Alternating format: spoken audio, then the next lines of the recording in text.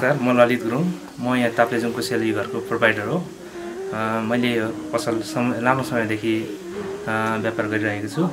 यो जुन यो चौरीको छुर्पी प्योर चौरीको छुर्पी हो। एकदम हिमाली भेगमा तपाईको लगभग भनेको 4000 भन्दा माथि र 5000 सम्मको हाइटमा उत्पादन भएको छुर्पी, जसमा यो श्रीजङ्ग गाउँपालिकाको याम्फुदिनबाट मैले खरिद गरेको।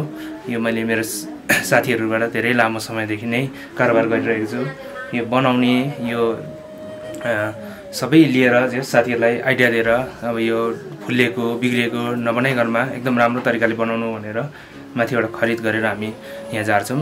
र यो छुर्पीको बारेमा हामीले अब जस वर्षमा धेरै नै बेच्छौँ। हामी लगभग भनेको 1500 केजीसम्म हामी यहीँदेखि खरिद गर्छौँ।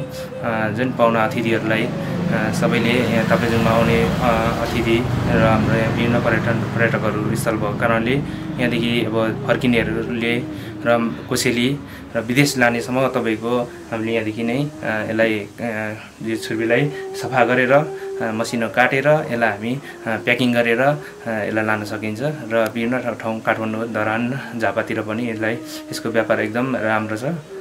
यो अब मेरोमा मात्रै होइन, यहाँ ताप्लेजुङमा धेरै ठाउँमा छ। र यो चाहिँ तपाईँको एकदम प्योर चौरीको छुर्पी हो। यो छुर्पी प्योर चौरीको छुर्पी हो।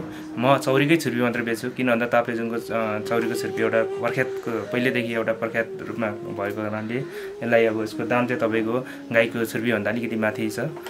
लगभग भनेको यो हामीले बेच्दा भनेको 1500 रुपियाँ केजीले बेचिरहेको छु। तर एकदम स्वादिलो मिठो छ यो छुर्पी चाहिँ।